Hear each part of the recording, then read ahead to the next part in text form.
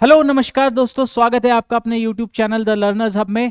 और मैं आपके सामने लेकर आ गया हूं एक और स्ट्रैटेजी वीडियो की 2026 में अगर आपको किसी भी बैंक एग्जाम के लिए क्वांट सेक्शन को टारगेट करना है और अगर अभी आप एक बिगिनर लेवल पर हैं, यानी कि बिल्कुल जीरो से स्टार्ट कर रहे हैं और आपको डायरेक्शंस नहीं समझ में आ रही हैं कि कैसे स्टार्ट करना है, तो ये वीडियो आपके लिए है। वीडियो को अंत तक जरूर देखना, बहुत बढ़िया सिखाऊंगा और बिल्कुल फ्री ऑफ कॉस्ट यहां पर आप सीखोगे।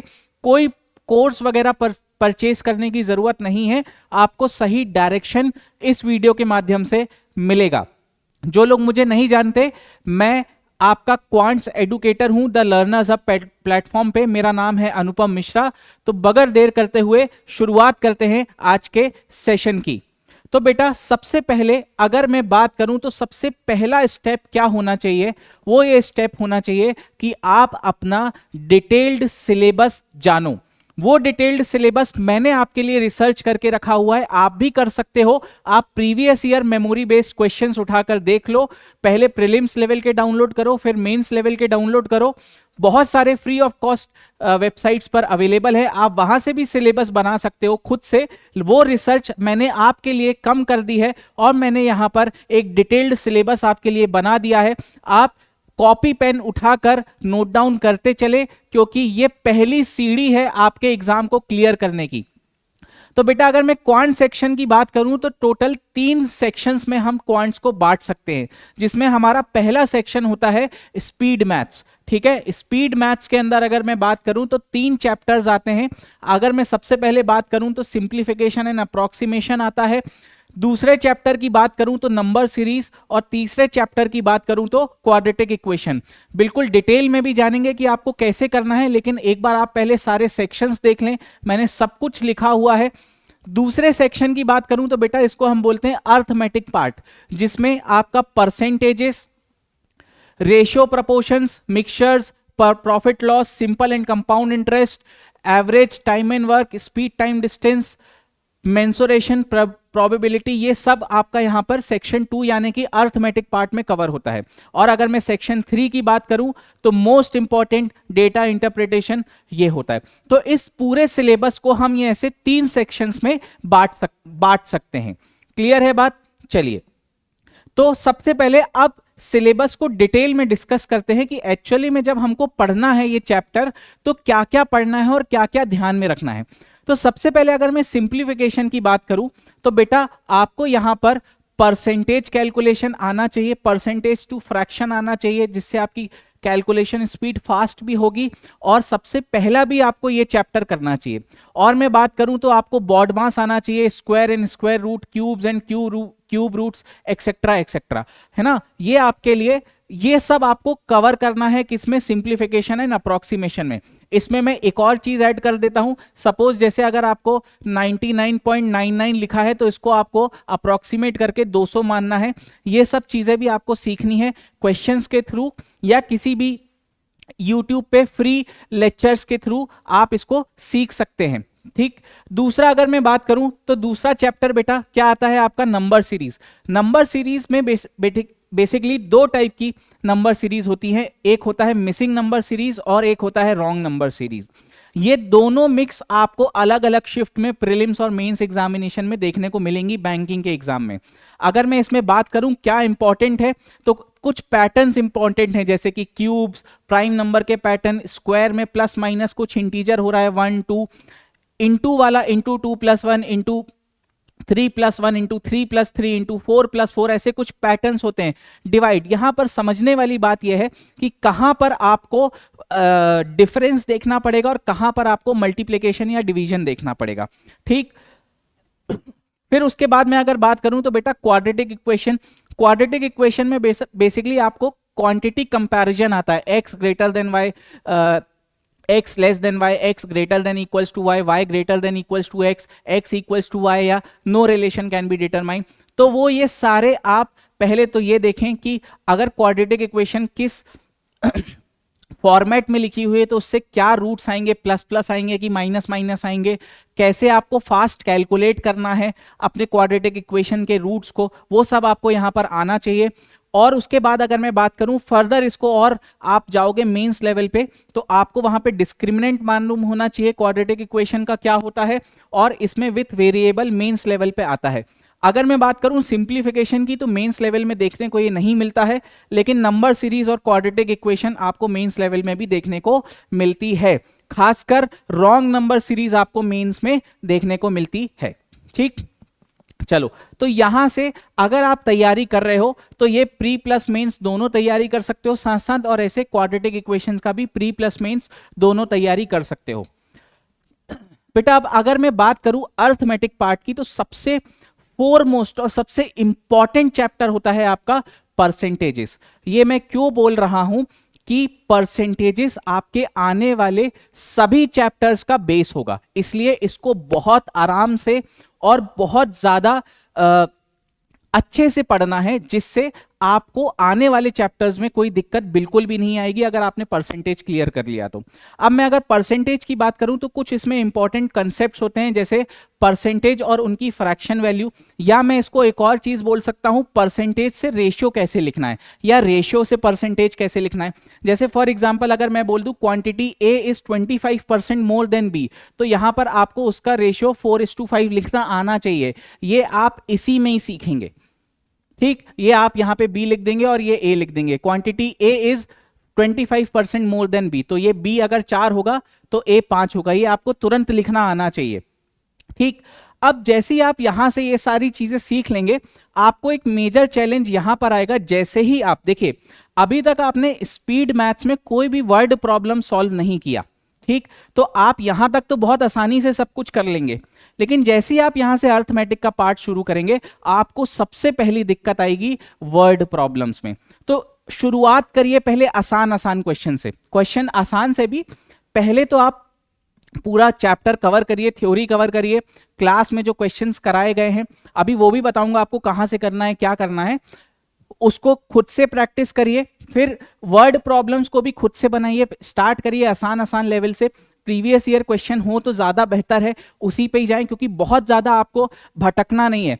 यहां पर आपको दिक्कत यह है कि कंटेंट बहुत सारा है, आपको हर कंटेंट नहीं पढ़ना है, जो आपके एग्जाम में पूछा गया आपको वही कंटेंट पढ़ना है। ठीक, तो उसके लिए आप प्रीवियस ईयर पेपर्स को डाउनलोड कर लीजिए, उसमें जो भी आपको परसेंटेज का सवाल देखा हुआ सा नजर आ रहा है, जो आपने अपनी क्लास में किया था, वो खुद से बनाने की कोशिश करिए। ठीक, तो यहां पर आपको एक मेजर चैलेंज आएगा वर्ड प्रॉब्लम में। ये आपके साथ नहीं, सभी स्टूडेंट के साथ होता है, तो इससे घबराने की जरूरत नहीं है, क्योंकि अगर ये साइकिल आपने यहां पर ब्रेक कर दी तो आगे किसी भी चीज में आपको दिक्कत नहीं जाएगी। तो यहां पे समय लगेगा, इसलिए परसेंटेज को आराम से 1 वीक तक करिए, इंक्लूडिंग प्रैक्टिस, आराम से करिए, क्योंकि ये पहली नींव है। बोलते हैं ना कि अगर नींव आपकी अच्छी हो तो घर बहुत अच्छा बनता है, तो ये बेटा आपकी क्वांट्स की नींव है, ये आपको बहुत अच्छे से समझना आना चाहिए। दूसरा, अगर मैं इसमें बात करूं तो वर्ड प्रॉब्लम में बेटा जैसे एग्जामिनेशन टाइप के बनते हैं, इनकम एक्सपेंडिचर टाइप के बनते हैं। इसमें एक और इंपॉर्टेंट चीज है concept of base and base change. जैसे मैंने जस्ट अभी ये बताया कि quantity A is 25% more than B, तो यहां अंडरस्टैंडिंग होनी चाहिए कि हमारा कंपैरिजन बी से हो रहा है, तो ये अंडरस्टैंडिंग ऑफ बेस है। तो हम बेस जब चेंज कर देंगे, सवाल पूछ दे B is how much % less than A, तो यहां पे हमारा बेस चेंज हो गया, अब क्या हो गया, ए हो गया। तो ये अंडरस्टैंडिंग हमको यहां पे बहुत जरूरी है। ठीक, क्लियर है बात। अब इसके बाद बात करूं तो बेटा अगर परसेंटेज चेंज को बहुत ज्यादा क्लासिफाई करूं मोटा मोटा, तो एक बनेगा सिंगल परसेंटेज चेंज, एक बनेगा सक्सेसिव परसेंटेज चेंज। सक्सेसिव मतलब एक के बाद एक, तो आप यहां पे सक्सेसिव परसेंटेज चेंज को भी पढ़ें, उसका स्ट्रक्चर जाने की कैसा होता है। उसमें अगर मैं बात करूं तो इलेक्शन बेस्ड आपका वहां पे कवर हो जाएगा, इनकम एक्सपेंडिचर वाला, पॉपुलेशन वाला, एक्सेट्रा एक्सेट्रा, ऐसे सवाल। तो बेसिकली अगर आपको वो परसेंटेज चेंज का स्ट्रक्चर समझ में आ गया, तो सवाल का नाम कुछ और होगा, लेकिन आपको बनना चाहिए। ठीक, अब मैं ये क्यों बोल रहा हूं, जैसे अभी आपको एक आगे चैप्टर आएगा SICI, तो अगर मैं बहुत मोटा मोटा बांटूं तो successive percentage change is nothing but CI और single percentage change is nothing but SI। तो अगर आपने यहां पे इनके बेसिक स्ट्रक्चर्स अच्छे से समझ लिए तो आपको SICI में बिल्कुल दिक्कत नहीं आएगी, प्रॉफिट एंड लॉस में कोई दिक्कत नहीं आएगी, क्योंकि प्रॉफिट एंड लॉस में भी जो आप कॉस्ट प्राइस से बढ़ाकर पहले मार्कअप प्राइस करते हो, फिर मार्कअप प्राइस से डिस्काउंट देते हो, तो ये सब भी क्या है, एक सक्सेसिव परसेंटेज चेंज का स्ट्रक्चर है। इसलिए ये चैप्टर बहुत ज्यादा जरूरी है और बहुत ज्यादा इंपॉर्टेंट है। आगे बढ़ते हैं। अगला चैप्टर बेटा अर्थमेटिक पार्ट में ये होता है रेशियोज प्रपोर्शंस का।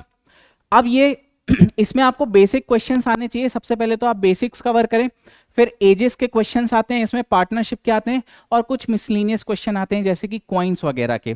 तो आप इसको भी अच्छे से करते चलें।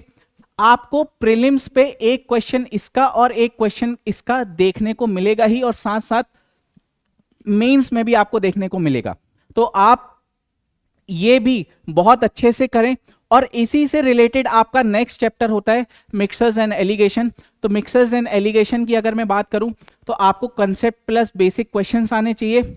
अब इसमें किस टाइप के क्वेश्चंस बनते हैं, या तो एक ही मिक्सचर में कुछ अमाउंट ऑफ एक एलिमेंट ऐड या सब्सट्रैक्ट करेगा, या क्या करेगा अलग अलग मिक्सचर्स को मिलाएगा एक सिंगल कंटेनर में जिसमें अलग अलग कंसंट्रेशन ऑफ एलिमेंट्स होगा, या फिर आपका क्या बनेगा बेटा, इक्वल रिप्लेसमेंट का केस बनेगा। ये अभी आपको हो सकता है समझ में ना आ रहा हो, लेकिन धीरे धीरे आप स्टार्ट करो स्पीड मैथ से, धीरे धीरे आपको सब समझ में आ जाएगा। ये मैंने आपको पूरा यहां पर बनाकर दे दिया है कि ये सारी चीजें आपको कवर अप करनी है, और ये अगर आपने कवर अप कर ली तो आप आराम से 4 से 5 महीने में पूरा क्वांट सेक्शन कवर अप कर सकते हो। अब मैं बात करूं प्रॉफिट एंड लॉस की, तो बेटा आपको एक कंसेप्ट आने चाहिए। मार्कअप परसेंटेज क्या होता है, डिस्काउंट क्या होता है, सक्सेसिव डिस्काउंट क्या होता है, परसेंटेज प्रॉफिट या लॉस क्या होता है। आपको इसमें एक और इंपॉर्टेंट चीज होती है फॉल्टी वेट, कि कभी कभार क्वेश्चंस डिसऑनेस्ट शॉपकीपर पे भी आते हैं कि भैया उसने 10% लेस वेट वाला जो वेइंग मशीन है वो यूज किया, तो उसमें प्रॉफिट परसेंटेज कैसे कैलकुलेट करेंगे। ठीक, तो ये सब आपको यहाँ पे सिलेबस में कंप्लीट करना है। फिर अगर मैं बात करूं सिंपल एंड कंपाउंड इंटरेस्ट, तो बेटा इसमें understanding percentage change structure of SI and CI, मैंने बताया ना, SI is single percentage change and CI is successive percentage change. CI और एसआई का डिफरेंस 2 साल 3 साल के लिए, half yearly quarterly interest calculation. कभी कभार इंटरेस्ट आपको क्वेश्चंस में एनुअली ना होके हाफ ईयरली कैलकुलेट होना पड़ता है, तो उस केस में रेट ऑफ इंटरेस्ट क्या हो जाता है, साइकिल्स कितनी बढ़ जाती हैं, और साथ साथ आपको एक और यहां पर इंपॉर्टेंट चीज है जो कि है इंस्टॉलमेंट। क्लियर, तो यहां पर आपका ये कंप्लीट सिलेबस हो जाएगा एसआई और सीआई का। और आगे बढ़े तो यहां पे अगर मैं बात करूं एवरेज की, तो सबसे पहले आपको यहां पर यह सीखना है कि आप कैसे एवरेज को जल्दी कैलकुलेट कर सकते हैं। एवरेज की अंडरस्टैंडिंग आपको बहुत जल्दी लाना है। क्यों लाना है, क्योंकि एवरेज मतलब रेशियो प्रपोर्शन परसेंटेज और एवरेज, ये तीनों मिला के आपका डीआई में आपके कंसेप्ट्स यूज होंगे। तो आपका अगर ये तीनों अच्छे हैं तो डीआई ऑटोमेटिकली इंप्रूव हो जाएगी। ठीक, यानी कि डेटा इंटरप्रिटेशन। फिर अगर मैं बात करूं तो एवरेज में 3 टाइप के सवाल बनते हैं, एक बनता है एंट्री, एक बनता है रिप्लेसमेंट, एक बनता है एग्जिट का केस। तो ये सब आपको अच्छे से क्लियर होना चाहिए। फिर अगर मैं बात करूं बेटा टाइम एंड वर्क की, तो आपको कंसेप्ट ऑफ एफिशिएंसी आना चाहिए और उसका रिलेशन टाइम और वर्क टन से आपको मालूम होना चाहिए। सॉरी, आपको कंसेप्ट ऑफ नेगेटिव वर्क आना चाहिए। ये स्पेशली आपका यूज होगा पाइप एंड सिस्टम में, क्योंकि आपका यहां पे ऐसा सवाल बन सकता है कि कोई एक नल जो है वो 20 घंटों में भर रहा है और उसी भरे हुए टैंक को कोई दूसरा नल खोल दे तो उसमें या उसमें छेद के कारण उसे 40 घंटे में खाली कर सकता है। बताओ अगर दोनों एक साथ ऑपरेशन होंगे तो कितने समय में आपका टैंक भर जाएगा। तो ये सब चीजें आपको अच्छे से मालूम होना चाहिए, इसको बोलते हैं नेगेटिव वर्क। फिर इसमें मैन वुमेन डेज कंसेप्ट आपको यहाँ पे मालूम होना चाहिए। ठीक, आगे बढ़ते हैं स्पीड टाइम डिस्टेंस पे, तो बेटा कंसेप्ट ऑफ एवरेज स्पीड आपको मालूम होना चाहिए। तो ये सारी चीजें आप करते चलें। Relation between speed time and distance, जब कोई एक चीज कांस्टेंट हो, जैसे फॉर एग्जांपल एक छोटा सा अगर मैं डिस्टेंस कांस्टेंट कर दूं तो स्पीड का रेशियो इनवर्स टाइम रेशियो के बराबर होता है। तो ये कुछ छोटी छोटी अंडरस्टैंडिंग है जो आपको इंपॉर्टेंट है। अगर मान लीजिए आपका टाइम कांस्टेंट है तो स्पीड इज डायरेक्टली मतलब स्पीड का ratio directly proportional to distance का रेशियो होगा। ये सारी चीजें कुछ कुछ इंपॉर्टेंट ट्रिक्स हैं जो आपको बहुत हेल्प करेंगी। फिर कुछ स्पेशल केस बनते हैं, जैसे फॉर एग्जांपल अगर मैं बात करूं कि कोई मान लीजिए एक यहां से चल रहा है और एक यहां से, मतलब ये 2 स्टेशन है ए और बी, ये मीटिंग पॉइंट के बाद यहां से मान लीजिए 3 घंटा इसको यहां से यहां आने में 3 घंटा लगता है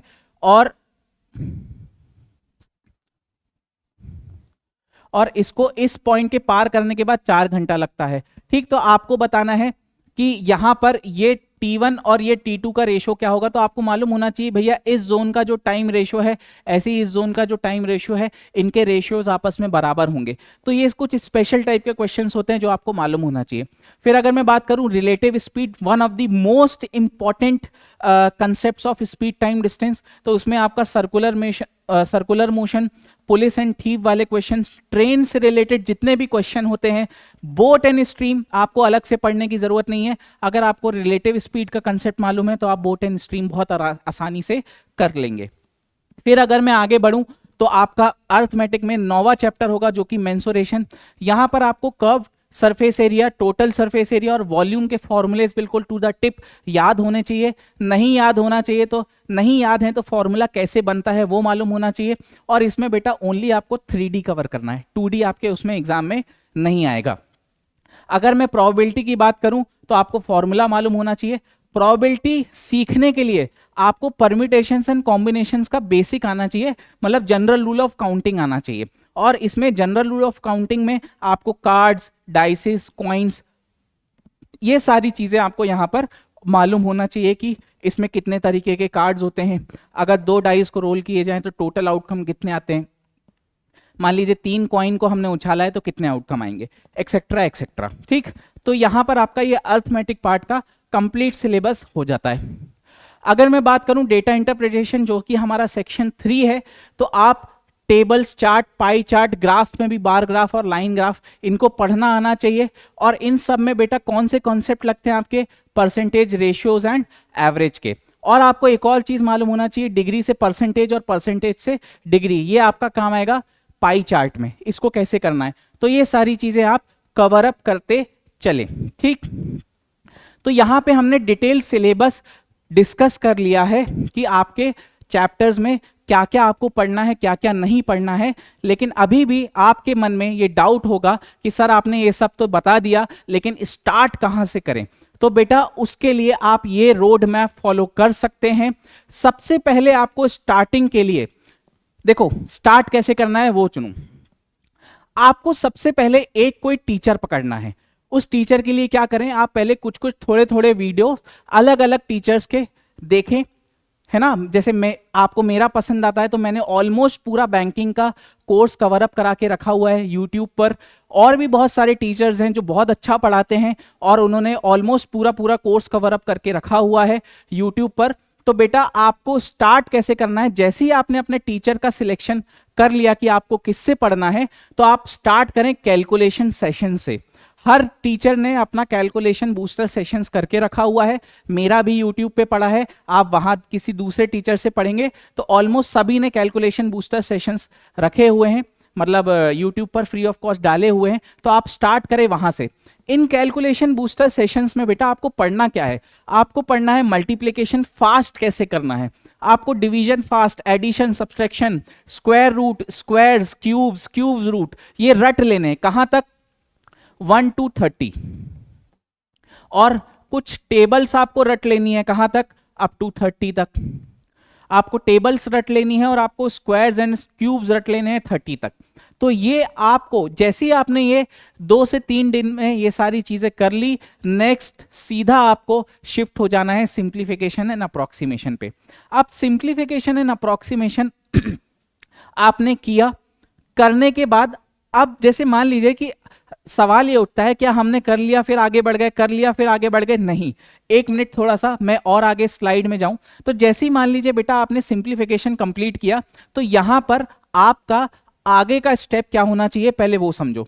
बेटा जैसे आपने पहले कोई भी एक वीडियो से कंप्लीट बेसिक्स और उसके क्वेश्चंस वीडियो के साथ साथ कर लिए और नोट डाउन कर लिए, इसके बाद क्या करना चाहिए बेटा आपको, आपने जो भी क्वेश्चंस सॉल्व किए हैं वो आप खुद से करें, क्योंकि आपसे जब तक खुद से नहीं बनेगा, देखो टीचर तो करवाई देगा, टीचर को एग्जाम नहीं निकालना, एग्जाम निकालना है आपको।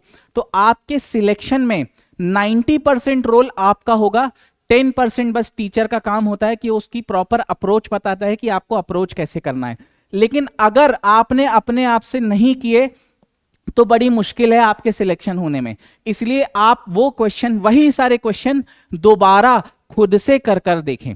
और फिर जैसे ही आपने ये क्लासरूम वाले क्वेश्चंस कर लिए तो आगे आप और फ्री मटेरियल से प्रैक्टिस करें। ठीक, आपको बहुत सारे, आप गूगल पे डालेंगे simplification and approximation free PDF free practice, तो आपको बहुत सारी वेबसाइट्स हैं जहां पर आपको free of cost content available है। तो आप ये करने के बाद शिफ्ट हो जाएं इस पे, तो आप यहां से इसको कर सकते हैं।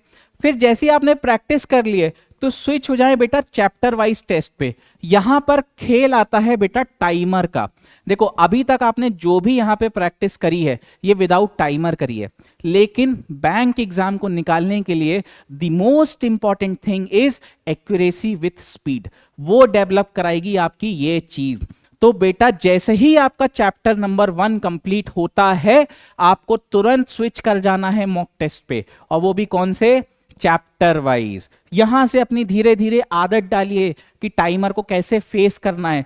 पहले टेस्ट में तो आप 1 या 2 ही सवाल बना पाएंगे, सबके साथ ऐसा होता है, घबराने की बात नहीं है, लेकिन वो प्रैक्टिस प्रैक्टिस प्रैक्टिस से आप उसमें 10 में से 10 सवाल बना पाते हैं फिर, है ना। बहुत प्रैक्टिस लगती है, आपको लगेगा कि 1-2 बार करके हो जाएगा, नहीं ऐसा नहीं होता है, हजारों बार करना पड़ेगा, और आपको ही करना पड़ेगा, आपके बदले की मेहनत और कोई नहीं करेगा। और फिर जैसे ही आपने चैप्टर वाइज टेस्ट भी कर लिए तो आप स्विच हो जाएं अब नेक्स्ट चैप्टर पर, लेकिन आप वीक में एक दिन रखें कि फिर से आप वो मॉक टेस्ट दे, कोई दूसरा चैप्टर वाइज मॉक टेस्ट दें। क्यों? क्योंकि आप आगे बढ़ते जाओगे और पीछे का भूलते जाओगे, ये एक एस्पिरेंट की जर्नी होती है, लेकिन उसको बार बार रिवाइज करने के लिए आपको वो सारे चैप्टर्स को बार बार प्रैक्टिस करना पड़ेगा। प्रैक्टिस से मेरा मतलब बच्चों ये है कि आप क्वेश्चन सॉल्व करो, ना कि आप फिर से वो वीडियो देखो और फिर पूरा कंसेप्ट पढ़ो। नहीं, कंसेप्ट सिर्फ एक बार पढ़ा जाता है, प्रैक्टिस से उस कंसेप्ट को हजारों बार लगाया जाता है। बार बार थ्योरी नहीं पढ़ना है, सिर्फ क्वेश्चंस करने हैं। समझ गए ये बात? ठीक है, तो आपने जैसे यहां पर सिंप्लीफिकेशन कंप्लीट कर लिया, आप आ जाए नेक्स्ट चैप्टर यानी कि नंबर सीरीज पे। और नंबर सीरीज पे जैसे ही आपने कमांड कर ली missing plus wrong number series पे, फिर से आप ये सारी प्रोसीजर फॉलो करें, और जैसे ही यहां आ जाएं तो आप स्विच हो जाएं किस पे, क्वाड्रेटिक इक्वेशन पे। तो बेटा जैसे ही आप ये 3 चैप्टर कर लेंगे आपका स्पीड मैथ्स कंप्लीट हो जाएगा, और इन तीनों चैप्टर्स को कंप्लीट करने में आपको 1 से 1.5 महीना लगना चाहिए, और ये तीनों चैप्टर्स आपके कंप्लीट हो जाना चाहिए। मोर देन सफिशिएंट टाइम आपको बोल रहा हूं, अगर आप दूसरे सब्जेक्ट्स भी साथ में लेकर चल रहे हैं तो। अगर सिर्फ क्वांट्स कर रहे हैं तो ज्यादा से ज्यादा 15 दिन, ज्यादा से ज्यादा, लेकिन अगर आप सारे सब्जेक्ट्स एक साथ लेकर चल रहे हैं तो आप 1 से 1.5 महीने में ये तीनों चैप्टर कर लेंगे। इससे फायदा क्या है मालूम है? कि आप ऑलमोस्ट प्रीलिम्स का 30% सिलेबस कंप्लीट कर लोगे 1 महीने में, ऑलमोस्ट 30%। ठीक, फिर आगे बात करें कि आप इसके बाद क्या करेंगे। तो जैसे ही आपने बेटा स्पीड मैथ्स कर लिया, आप आ जाएं अपने अर्थमेटिक पार्ट में, जिसमें आप सबसे पहले कर लें परसेंटेज, फिर उसके बाद कर लें रेशियो प्रपोर्शंस, फिर कर लें अच्छा रेशियो प्रपोर्शंस में आपके एजेस पार्टनरशिप ये ऑलरेडी मैं बता चुका हूं, तो उसी में कवर अप करिएगा, है ना। ऐसा नहीं कि अपन रेशियोज एंड प्रपोर्शन का बस बेसिक किए और फिर आगे बढ़ गए। मैंने लिखा ना यहाँ पे कि भैया रेशियो प्रपोर्शन मतलब ये चारों चीजें होनी चाहिए। ठीक वापस से आते हैं, तो ये सब आपने जैसे यहाँ पे कंप्लीट कर लिया तो फिर आप बढ़ जाएं मिक्सचर्स एंड एलिगेशन पे, फिर आप आ जाएं बेटा एवरेज पे। देखो यहाँ पर कई आपको ये बोलेंगे कि जैसे आपने ये दोनों चैप्टर किए इसके बाद डायरेक्टली शिफ्ट हो जाएं प्रॉफिट एंड लॉस, एसआई वगैरह पे, लेकिन मैं जनरली जो पढ़ाता हूं वो ऐसे पढ़ाता हूं, इसी सीक्वेंस में पढ़ाता हूं। आप हमारे बैच के बच्चों से भी पूछ सकते हैं। और जैसे ही आपने यहाँ पे बेटा एवरेज किया तुरंत शिफ्ट हो जाए डीआई पे, क्योंकि डीआई पे किसके कंसेप्ट लगने, इसके और इसके। ठीक, परसेंटेज, रेशियो, प्रोपोर्शंस और एवरेजेस के, ठीक इसी के कंसेप्ट लगने हैं, तो आप शिफ्ट हो जाएं सीधा डीआई पे। और बेटा आप जैसे ही यहां पर आएंगे तो आपने अपने प्रीलिम्स का 70 to 80% सिलेबस कंप्लीट कर रखा होगा ये कंप्लीट होने तक। ठीक, और मेंस का भी ऑलमोस्ट आप ये मान के चलिए कि 50% सिलेबस कंप्लीट कर लिया होगा यहां तक आने पर। ठीक, क्लियर है बात? तो इससे क्या होगा, कॉन्फिडेंस डेवलप होगा, और ये करने के बाद बेटा आप सेक्शनल टेस्ट पर स्विच कर सकते हैं। सेक्शनल टेस्ट पर आप स्विच कर सकते हैं। देखो ये बात ध्यान रखना कि ये सब चीजें मैं जो भी बता रहा हूं इसका मतलब ये है कि आप ये सारी प्रोसीजर फॉलो कर रहे हैं कि चैप्टर वाइज टेस्ट भी दे रहे हैं, प्रैक्टिस सेशंस भी कर रहे हैं, मतलब प्रैक्टिस क्वेश्चंस भी कर रहे हैं, और हर एक वीक में रिवाइज भी कर रहे हैं पुराना। ठीक, तो इसका मतलब बिल्कुल नहीं है कि भैया आपने परसेंटेज किया तो ये बाकी के 3 प्रैक्टिस करना भूल जाओगे, नहीं, ये भी करना है साथ में और ये भी करना है साथ में, समझ गए। और फिर आप जैसे ही यहां आओगे तो आप शिफ्ट हो जाना अपने सेक्शनल टेस्ट पर, सेक्शनल टेस्ट पर। ठीक, सेक्शनल टेस्ट में आपको क्या पता चलेगा, सेक्शनल टेस्ट में आपको ये पता चलेगा कि आपको क्वेश्चंस कैसे चूज करने हैं, आपको पहला कौन सा क्वेश्चन करना है, आपको बाद में कौन सा क्वेश्चन करना है, क्वेश्चन चूज कैसे करना है, बड़ा क्वेश्चन है तो पहली बार में स्किप करना है, डीआई पहली बार में स्किप करना है, स्टार्ट करना है अपने स्पीड मैथ्स वाले सेक्शन से। तो ये सब चीजें आपको कौन डेवलप कराएगा, वो आपको डेवलप कराएगा सेक्शनल टेस्ट। ठीक, अब जैसे ही बेटा आपने डीआई कर ली तो आप यहां पर अब बाकी बचे जो अपने अर्थमेटिक वाले चैप्टर्स हैं जैसे profit loss, SI CI, time and work, speed time distance, mensuration, probability, यहां पर आप ये कंप्लीट करके अपना सिलेबस कंप्लीट कर सकते हैं। जैसे मैंने आपको बताया कि 1 से 1.5 महीने में आपका स्पीड मैथ्स हो जाना चाहिए, तो आने वाले और 2 महीनों में आपका बेटा यहां पर ये कवर हो जाना चाहिए। मतलब अभी आपका समय 1.5 महीना ये और 2 महीना ये, मतलब 3.5 महीने आपका समय निकल चुका है। और बेटा ये जो बाकी के चैप्टर्स हैं ये आपका कंप्लीट हो जाना चाहिए 1 से 2 महीने में। तो ऐसे करके आप पूरा 4 से 5 महीनों में अपना क्वांट्स का सिलेबस कंप्लीट कर लेंगे। 2026 शुरू हो रहा है, जो बीत गई सो बीत गई। आपने 2025 में हो सकता है कि अभी सोचा भी ना हो, लेकिन अगर आप सोच रहे हैं तो आज अभी से स्टार्ट कर दें। मैंने पूरा रोड मैप आपके सामने बना दिया है, आपको कैसे चैप्टर को पढ़ना है वो भी आपको यहां पर बता दिया है। और ये वीडियो उनके लिए भी बहुत अच्छा होगा जिन्होंने 2025 में अभी कोई भी प्रीलिम्स एग्जाम नहीं निकाला है, क्योंकि वो कहीं ना कहीं अगर लैग कर रहे होंगे तो यहीं लैग कर रहे होंगे, वो जो टेस्ट दे रहे हैं या वो जो प्रैक्टिस कर रहे हैं उसमें लैग कर रहे होंगे। तो उनके लिए मेरी एक सलाह रहेगी, प्रैक्टिस मोर एंड मोर। ठीक, प्रैक्टिस मोर एंड मोर। ठीक, अब आप कैसे करेंगे, देखो आपको जैसे सिंप्लीफिकेशन पढ़ना, आपने डाला सिंप्लीफिकेशन फॉर बैंक एग्जाम, आपको यूट्यूब पे बहुत सारे टीचर्स रहेंगे, उसमें से मैं भी एक हूं, आप बाय अनुपम सर भी डाल सकते हैं, आप वहां से भी पढ़ सकते हैं। मैंने ऑलमोस्ट हर एक चैप्टर यूट्यूब पे फ्री पढ़ाया हुआ है और बहुत अच्छे लेवल में पढ़ाया हुआ है। फिर भी जिनको लग रहा है कि ये सब मेहनत नहीं करना है, हमको बस कोई बताते जाए कराते जाए तो हम कर लेंगे, उन सब बच्चों के लिए हमारा ये आरंभ बैच है 1.0। ये आपको मिलेगा कहाँ, आपको मिलेगा, ये हमारा QR है ऐप का, आप उसे डाउनलोड कर लें, वहां पर आप जाएंगे तो आपको आरंभ बैच मिलेगा। उसमें मैं आपको कंप्लीट क्वांट एंड रीजनिंग करा रहा हूं, अभिषेक सर आपको कंप्लीट बैंकिंग अवेयरनेस करा रहे हैं। बैंकिंग अवेयरनेस से बेटा मेरा मतलब है कि आपका स्टैटिक पार्ट पूरा कंप्लीट करा रहे हैं। जो करेंट अफेयर्स हैं वो आपके एग्जाम के 3 से 4 महीने के पहले होते हैं, तो वो हम उस दौरान करवा देंगे। अभी जो पार्ट चल रहा है इस बैच में वो चल रहा है आपका स्टैटिक पार्ट। जब तक आपको स्टैटिक बेसिक टर्म्स नहीं मालूम होंगे कि नेशनल इनकम क्या होता है, नेशनल इनकम कैसे कैलकुलेट किया जा सकता है, जीडीपी, जीएनपी, तो आप कैसे समझेंगे न्यूज को कि भारत को बोल दिया कि ये 3 ट्रिलियन 4 ट्रिलियन डॉलर की इकोनॉमी बनने वाला है, तो आप कैसे समझेंगे कि ये सब क्या होता है। तो आपको पहले हर एक चीज का बेसिक्स आना चाहिए, उसके बाद आपको मतलब वो बेसिक्स कहाँ कवर होगा आपका आपका कवर होगा वो स्टैटिक पार्ट में। उसके बाद आप फिर मेन किस पे जाएंगे, करंट अफेयर्स पे जाएंगे और अपने उस स्टैटिक पार्ट से उस करंट अफेयर्स को एनरिच करेंगे, कुछ कनेक्टिंग से कुछ कनेक्टिंग द डॉट्स से। ठीक, वो हम उसमें करा देंगे, आप उससे निश्फिक्र रहें। फिर अगर मैं बात करूं क्वांट्स और रीजनिंग, पूरा प्रीलिम्स और मेंस लेवल का मैं करा रहा हूं। इनफैक्ट मैं आपको यहां पर कैट के भी प्रीवियस ईयर क्वेश्चंस अपने इस पूरे बैच में करवाता हूं, जिससे आपको एक अच्छा खासा होल्ड आ जाए कि क्वेश्चन किसी भी टाइप का बन जाए, आप घबराए नहीं। और इंग्लिश, कंप्लीट इंग्लिश आपको करा रही है निकिता मैम, तो आप ये बैच ले सकते हैं। और ये बैच की प्राइस भी बहुत कम है, आप गैस कर सकते हैं कितनी होगी। इस बैच की प्राइस है मात्र मात्र 2899 रुपए मात्र। अगर जिनको भी ये बैच खरीदना है वो इस नंबर पर कॉल कर लें, ये नंबर मेरा ही है, मैं ही आपको फोन उठाऊंगा और मैं ही आपको गाइड कर दूंगा कि आपको कैसे परचेस करना है।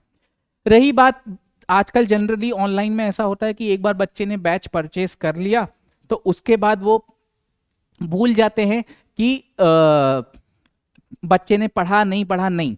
मैं आपके साथ 24/7 अवेलेबल रहूंगा। मैं अभी आपको अपने कुछ बैच के बच्चों के यहां पर वो दिखा दे रहा हूं, ठीक। ये आप देखिए, तो ये बच्ची है हमारे ऑनलाइन उसमें एनरोल्ड है, पता नहीं दिख रहा है कि नहीं दिख रहा है, लेकिन उसको जैसे फॉर एग्जांपल ये पूरा टॉपिक समझना है तो मैंने उसको बोल दिया है कि आप मुझसे पर्सनली कनेक्ट कर सकते हैं, मैं उसमें आपको पूरा टॉपिक फिर से पूरा समझा दूंगा। तो मेरा आपको बैक एंड सपोर्ट 110% रहेगा, आप उससे बिल्कुल निश्फिक्र रहें। ऑनलाइन एजुकेशन में एक सबसे बड़ा चैलेंज बच्चों के साथ यही आता है कि उन्हें डाउट सपोर्ट नहीं मिलता। उसके लिए बेटा मैं बैठा हूं। आज मैं अपने यूट्यूब चैनल से आपको ये वादा कर रहा हूं कि अगर आपको 1% भी डाउट आएगा ना तो उसके लिए मैं खड़ा हूं। उसके लिए भले ही मुझे 1-on-1 क्लासेस क्यों नहीं लेनी पड़े, पूरा टॉपिक दोबारा क्यों ना समझाना पड़े, लेकिन मैं आपके लिए वो करूंगा, क्योंकि ये मेरी जिम्मेदारी है। अगर आपने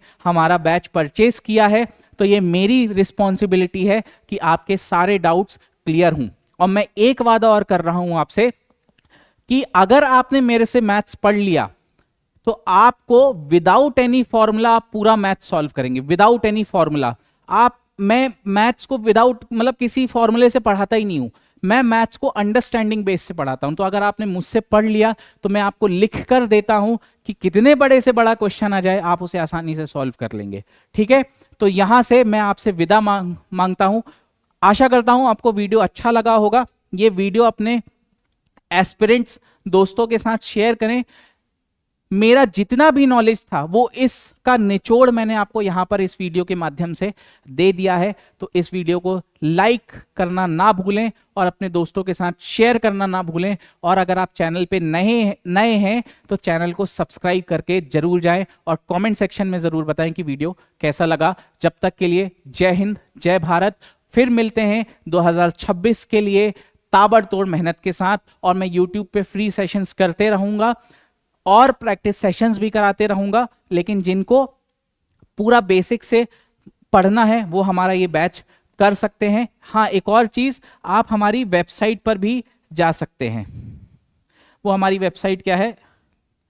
elearnershub.in। सारी चीजें कमेंट सेक्शन में